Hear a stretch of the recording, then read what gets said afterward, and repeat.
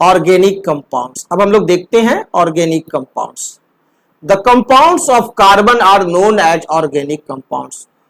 Carbon से बने हुए जो कंपाउंड्स होते हैं उसे ही जनरली हम लोग ऑर्गेनिक कंपाउंड्स कहते हैं। Apart from carbon, most of the organic compounds contain hydrogen. Carbon के अलावा जितने भी ऑर्गेनिक कंपाउंड्स हैं, अधिकांश कंपाउंड्स हाइड्रोजन कंटेन करते ही हैं। And many organic compounds contain oxygen और अदर एलिमेंट्स। और भी बहुत सारे ऑर्गेनिक कंपाउंड्स जो हैं वो ऑक्सीजन भी कंटेन करते हैं और भी दूसरे दूसरे एलिमेंट्स कंटेन किए रहते हैं। So most of the organic compounds are hydrocarbons. इसलिए हम कह सकते हैं कि मोस्टली जो ऑर्गेनिक कंपाउंड्स हैं वो क्या है, हाइड्रोकार्बन्स है, containing only carbon and hydrogen, जो कि सिर्फ कार्बन और हाइड्रोजन कंटेन किए हुए रहते हैं, और देयर डिराइवेटिव्स, और उसके डिराइवेटिव्स हैं। यानी मोस्टली जो ऑर्गेनिक कंपाउंड्स हैं वो हाइड्रोकार्बन्स हैं और हाइड्रोकार्बन के डिराइवेटिव्स हैं, यानी फिर हाइड्रोकार्बन से और उत्पादित होकर के और रूप बदल करके नए नए कंपाउंड्स बनाते हैं। Some of the examples of organic compounds are, कुछ एग्जांपल्स है ऑर्गेनिक कंपाउंड के। एक है आपका methane CH4, ethane C2H6, ethane C2H4, trichloromethane CHCl3, ethanol C2H5OH, ethanoic acid CH3COOH। Carbon compounds और organic compounds are covalent compounds. जितने भी carbon compounds होते हैं या ऑर्गेनिक कंपाउंड्स होते हैं वो सभी के सभी कोवैलेंट कंपाउंड्स होते हैं, not ionic compounds. Ionic compounds नहीं बनाते हैं कार्बन कंपाउंड्स या organic compounds, having low melting points and boiling points. और इस कोवैलेंट कंपाउंड्स के चलते इसका बॉइलिंग पॉइंट और मेल्टिंग पॉइंट दोनों क्या होते हैं, लो होते हैं।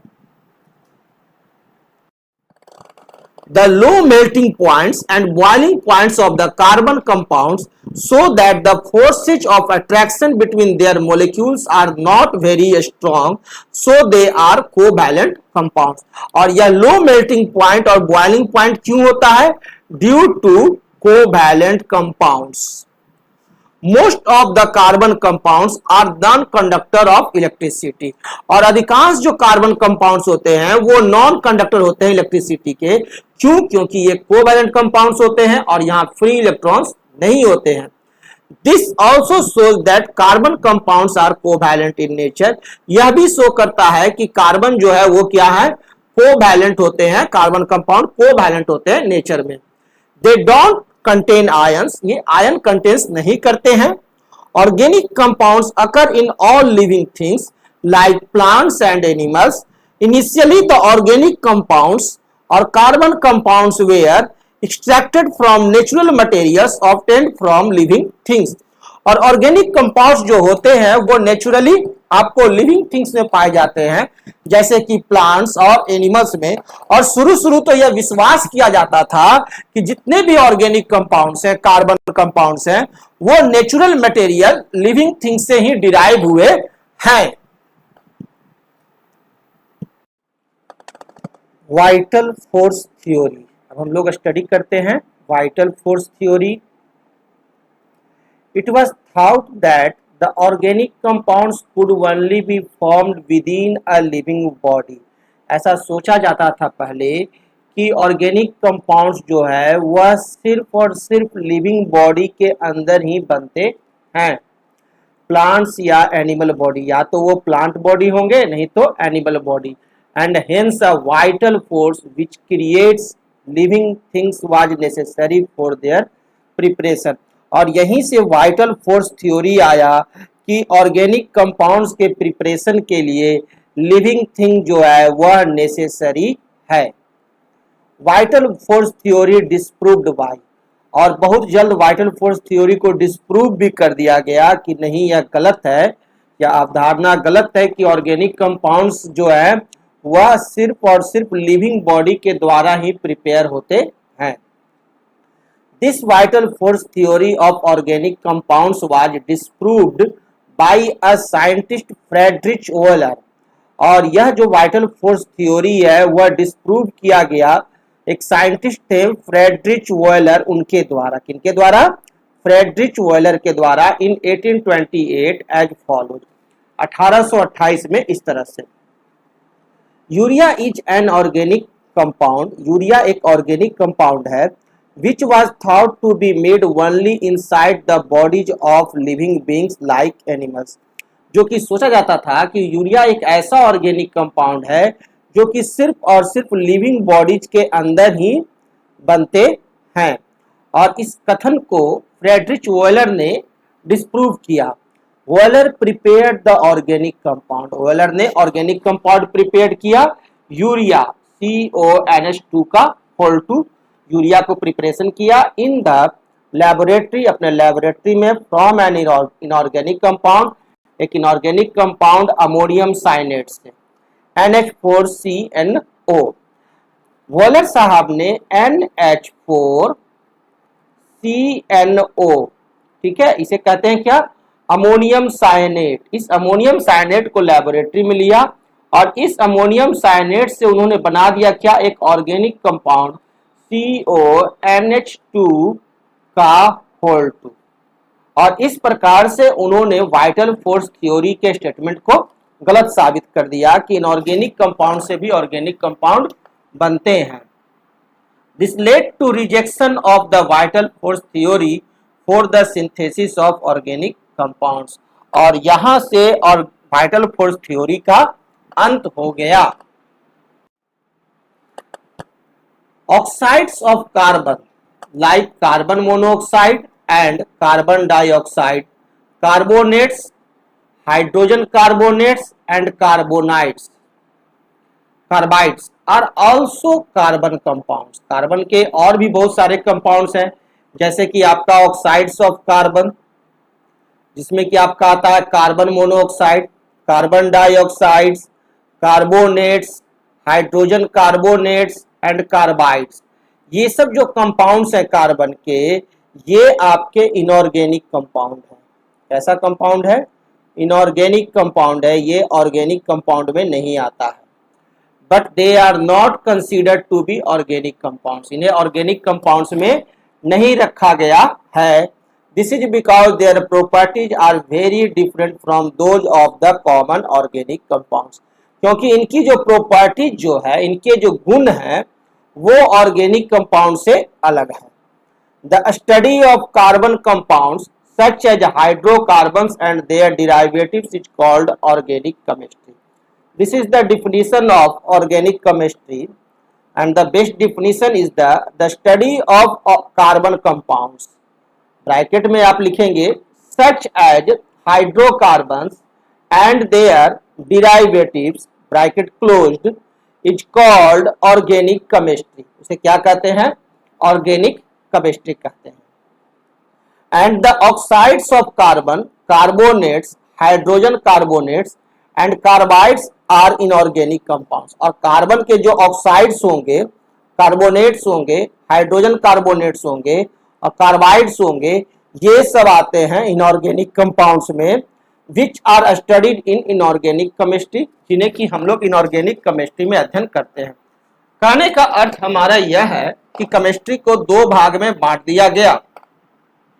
एक में रखा गया ऑर्गेनिक केमिस्ट्री, ऑर्गेनिक केमिस्ट्री एक बनाया गया chemistry, and second is inorganic chemistry, inorganic chemistry. और इनऑर्गेनिक केमिस्ट्री में तो बहुत सारे मेटल्स और नॉन मेटल्स के कंपाउंड्स आते हैं, साथ में कार्बन के कंपाउंड्स रहते हैं। कौन से कार्बन के कंपाउंड्स रहेंगे, कार्बन कंपाउंड्स इसमें रहते हैं आपके, याद रखेंगे इसे, number 1 oxides of carbon, clear, एक तो है हमारा ऑक्साइड्स ऑफ कार्बन, सेकंड है हमारा कार्बोनेट्स, कार्बोनेट्स, थर्ड आप रख लीजिए, सी से ही रखिए, carbides,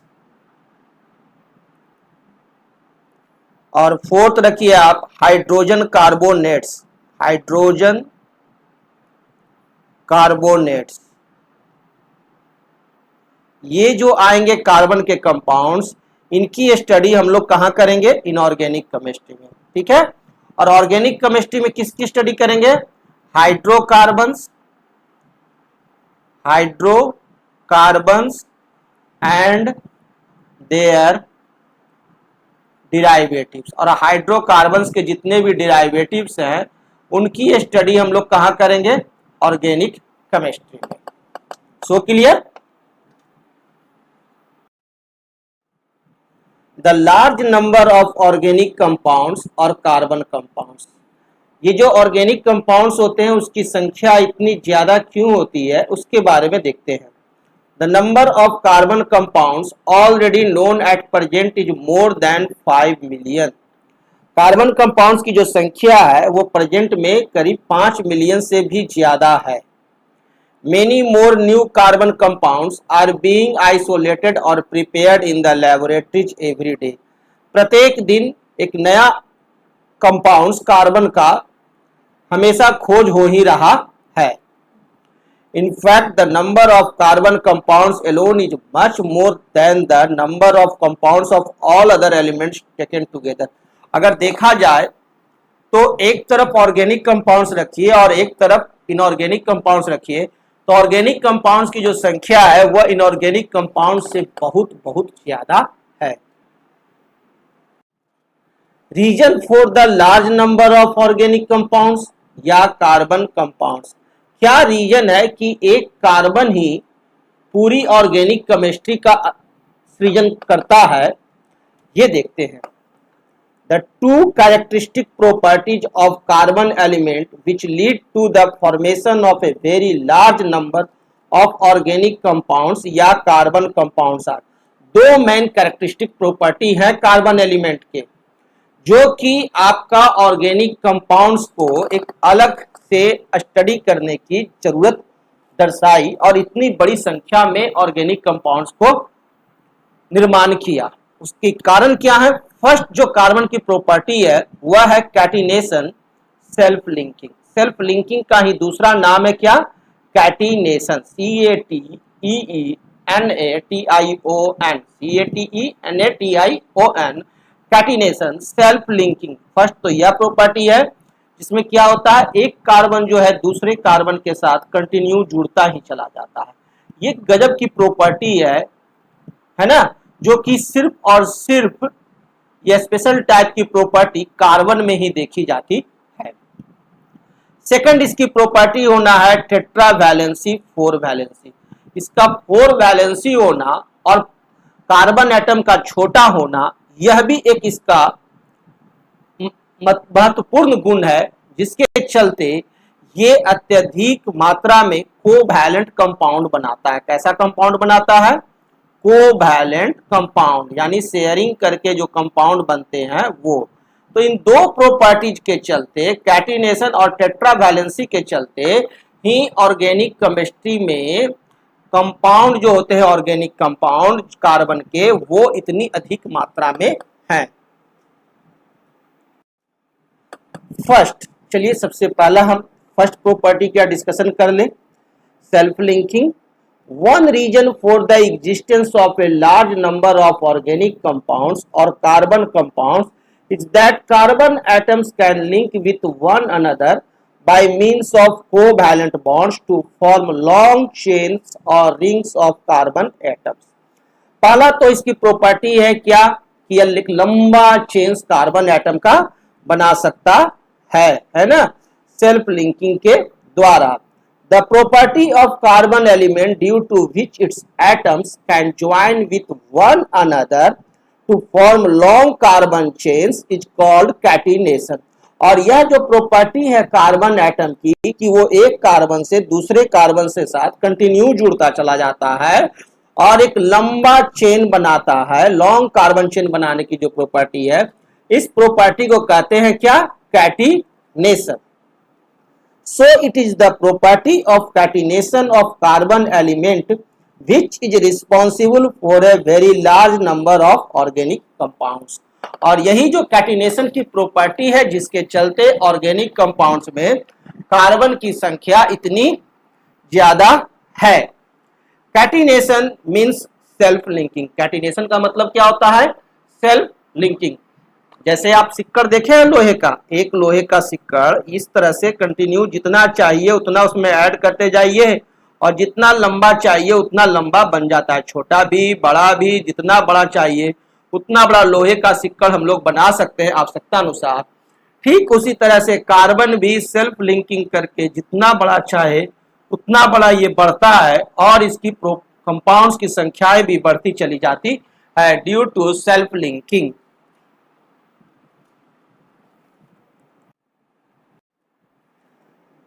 three types of carbon chain can be form, तीन प्रकार के कार्बन चेन होते हैं।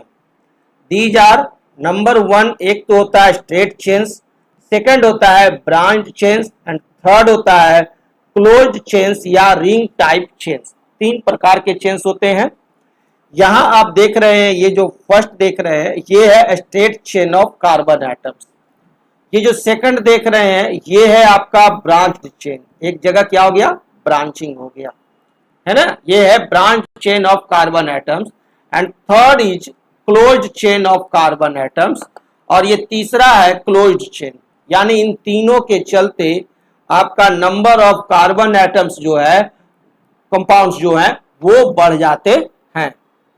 यानी तीन प्रकार के कार्बन चेन्स होते हैं, कौन कौन, first straight chain, very good, second branch chain and third closed chain of carbon atoms. Second, another reason for the existence of large number of organic compounds or carbon compounds is that the valency of carbon is 4 which is quite large। और दूसरा क्या है, इसकी compounds का छोटा होना और valency को बहुत अधिक होना, यानी मैक्सिमम 4 होना, है ना, एकदम मिडिल पॉइंट पर जाकर के होना, विच इज क्वाइट लार्ज। एक कंपाउंड्स को इनर्ट गैस कॉन्फ़िगरेशन के लिए कितना इलेक्ट्रॉन चाहिए बाहर में, तो 8, है ना, और इसके पास कार्बन के पास होते हैं वैलेंसी कितने, 4, यानी कि वैलेंस इलेक्ट्रॉन्स 4 होते हैं और इनकी वैलेंसी भी तब क्या होगी, 4 होगी। 4 इलेक्ट्रॉन्स इसे और चाहिए। कार्बन जो होते हैं, कार्बन के बाहर में 4 इलेक्ट्रॉन्स होते हैं, है ना, तो ये जो 4 इलेक्ट्रॉन्स जो इसके बाहरी सेल्स में जो होते हैं, आउटर सेल में होते हैं, तो इन्हें इनर्ट गैस कॉन्फ़िगरेशन के लिए 4 इलेक्ट्रॉन्स और चाहिए। और कार्बन का एटॉमिक नंबर कितना है, 6, यानी बहुत छोटा है। यानी कहने का अर्थ है इसका 2 और 4।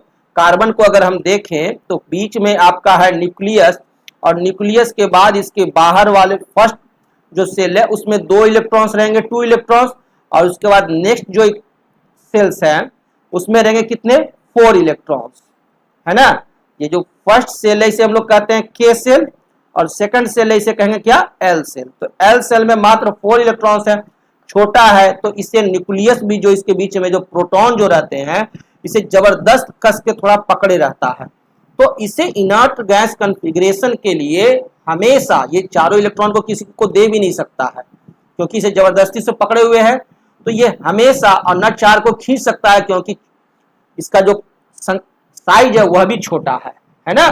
तो ये हमेशा क्या करता है, शेयरिंग के द्वारा ही इनर्ट गैस कॉन्फ़िगरेशन को कंप्लीट करता है। और इसी के चलते ये जो शेयरिंग की जो प्रॉपर्टी है, जिसके चलते ये कोवैलेंट बॉन्ड बनाता है, इसी के चलते इसकी संख्या जो है वो और इतनी अधिक है। Due to its large valency of 4, इसकी जो वैलेंसी है वह 4 है, a carbon atom form covalent bonds with number of carbon atoms as well as with a large number of other atoms such as hydrogen, oxygen, nitrogen, sulphur, chlorine and many more atoms. और इसी के चलते ये बहुत सारे अलग दूसरे compounds के साथ और कार्बन के साथ ये क्या बनाता है, कोवैलेंट बॉन्ड्स। या हाइड्रोजन के साथ भी जुड़ सकता है ना, इधर भी हाइड्रोजन एक आया और हाइड्रोजन को एक ही चाहिए, तो इसके एक हाइड्रोजन के साथ ये क्या किया, अपना ये बॉन्ड बना लेता है इस तरह से। देखिए हाइड्रोजन को 2 हो गया, तो हाइड्रोजन के बाहरी सेल्स में सिर्फ एक ही इलेक्ट्रॉन था, है ना, तो इसको एक इलेक्ट्रॉन और चाहिए इनर्ट गैस कॉन्फ़िगरेशन के लिए। तो शेयरिंग किया तो इसका, तो हाइड्रोजन का तो पेट भर गया। अब देखिए 4 + 4 8 हो गया, और ये 8 का शेयरिंग हुआ, यानी 4 हाइड्रोजन के साथ एक एक इलेक्ट्रॉन अपना शेयर करा करके कार्बन भी अपना पेट भर लेता है। और इस तरह से कोवैलेंट बॉन्ड के द्वारा आपसी तालमेल से दोनों का पेट भरा रहता है और दोनों इनर्ट गैस कॉन्फ़िगरेशन प्राप्त कर स्टेबल रहते हैं। This leads to the formation of a large number of organic compounds, और इसी के चलते ऑर्गेनिक कंपाउंड्स की इतनी अधिक संख्या है। ऑफ ऑर्गेनिक कंपाउंड्स हम लोग इस चैप्टर में अध्ययन करने जा रहे हैं निम्न 6 types of organic compounds. First है hydrocarbons, second haloalkanes, halogenated hydrocarbons, third alcohols, fourth aldehydes, fifth ketones and sixth carboxylic acids, organic acids. इनके बारे में हम लोग अध्ययन करेंगे विस्तृत रूप से। आइए देखते हैं।